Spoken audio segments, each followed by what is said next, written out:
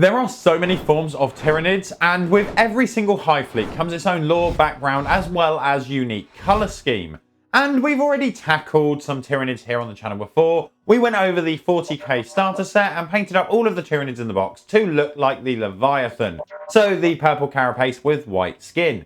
Today we're going to mix it up a little bit and look at painting another Hive fleet in a relatively quick and easy manner. This one we're painting Hive Fleet Jormungandr in the really nice bright yellow carapace and dark black skin.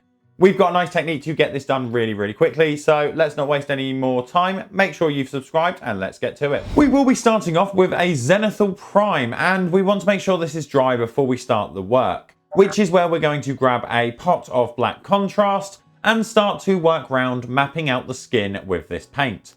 Being a contrast, we can be relatively confident that it's going to seep into the recesses, making them nice and dark, while the brighter, more raised surfaces, due to the zenithal, will end up with a slightly lighter hue, but overall still read as black. Once that is down and the contrast is fully dry, we can move away from the skin for a little while and start to work on base coating the armor panels, as well as any of the hard sections on the model, with a nice warm reddish brown.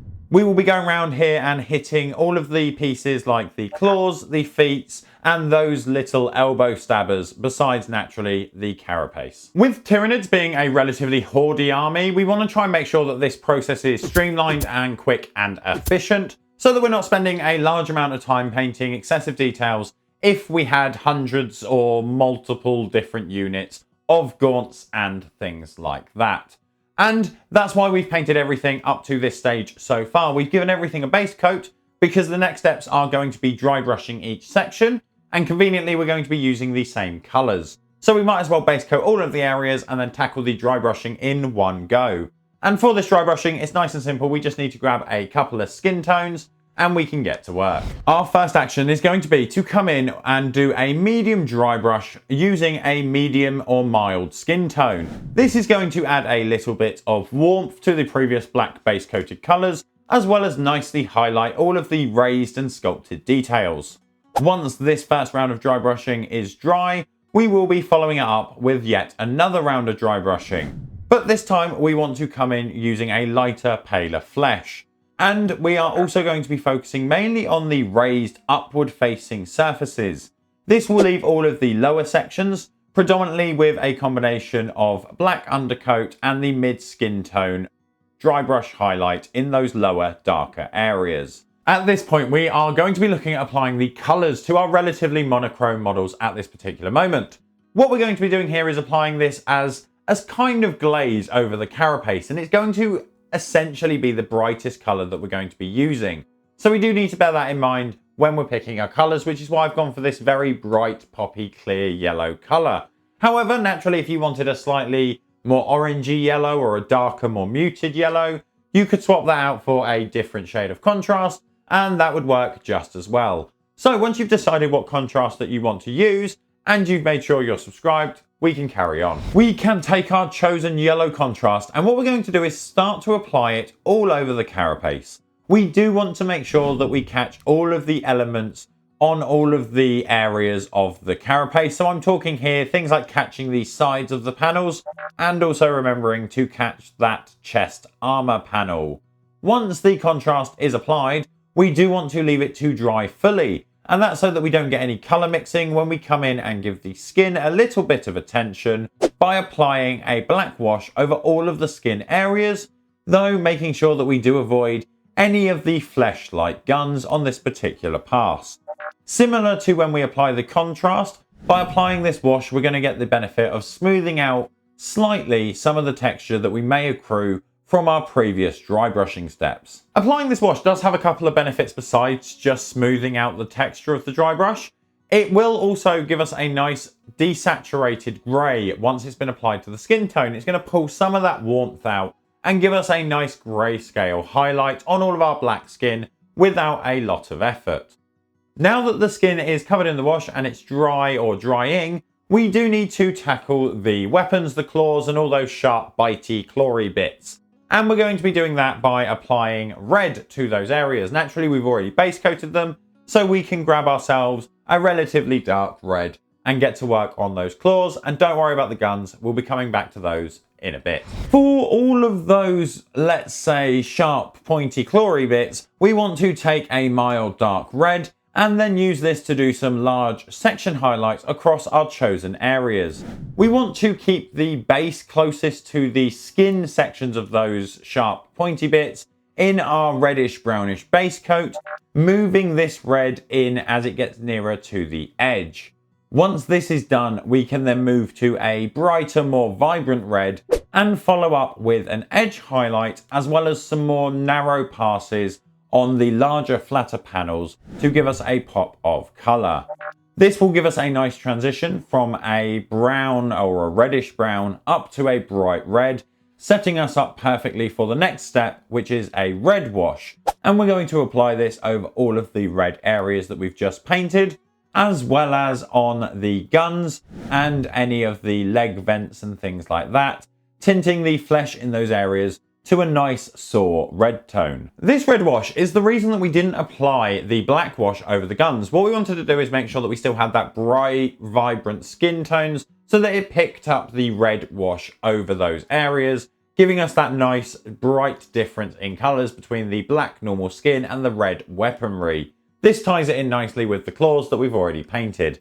And to be honest, besides going in painting the teeth and the eyes, which we couldn't do until we'd painted everything else on the model, we are essentially done for standard troops. If we've got hundreds of gaunts in our army, I would be quite inclined to stop here. However, if you do have a little bit more time or you want to push it a little bit further on some of the leaders or centerpieces, stick around because we're going to be tackling how to do that without a lot more effort. To push this a little bit further, what we're going to do is jump back to our light flesh. And we're going to need to make sure that we thin this down with water or thinner so that it leaves a relatively semi-transparent, thin application of paint when we apply it with a brush. Taking this, we can then carefully work around all of the skin areas and edge highlight all of the sculpted details. This should already be mostly mapped out by the past steps of all of the dry brushing with our fleshes prior to the wash.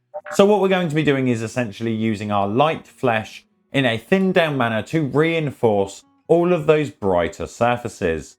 We will also want to use this same thinned down light flesh in order to tackle the armor sections.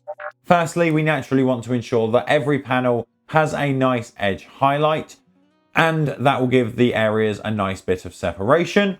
But we can also choose to come in and add that typical lining and striation on the carapace of the Tyranids, and that will be sorted out and blended in on our next couple of steps. When we're working with this light flesh, we do need to kind of play a little bit of a balancing game. We need to balance the ratio of pigment in the liquid so that we get a nice, consistent, semi-transparent layer with just one coat, as well as making sure that it's not so runny that it floods the brush, and therefore when we apply it to the model, it just floods the brush and floods the model like a wash or a contrast. That's not what we're going for here.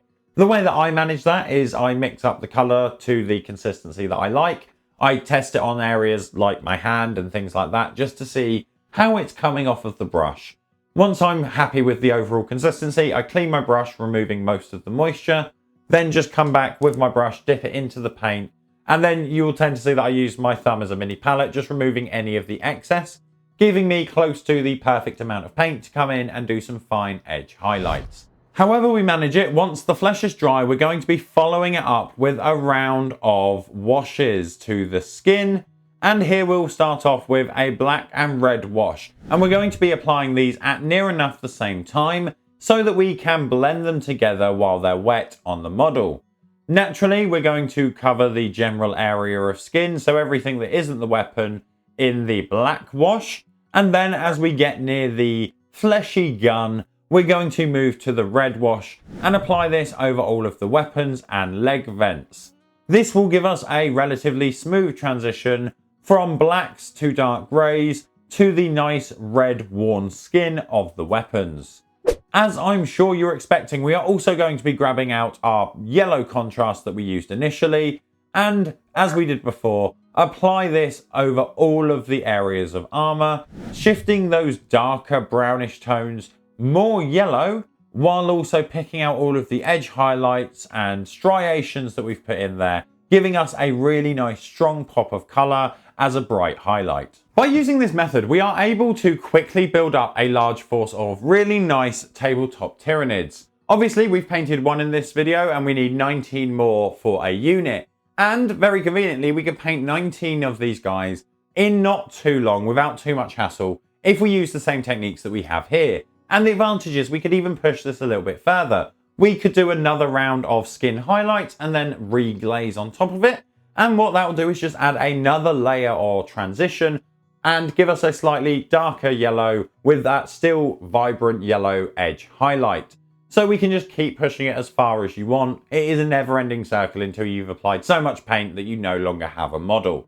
So these look really good on the table. They are very, very appealing, very easy to do. And a lot of people struggle with black and yellow. So hopefully this has been useful.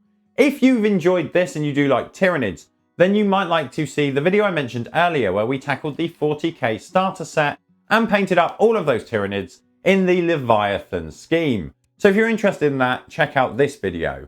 However, if you're full of all of these nice beasties and you don't want to see any more Tyranid content, then why not something a little bit more creative, a little bit of a fun project, where we took some 40k parts, primarily Space Marine parts, and kit bashed ourselves a 40k Mario Space Marine.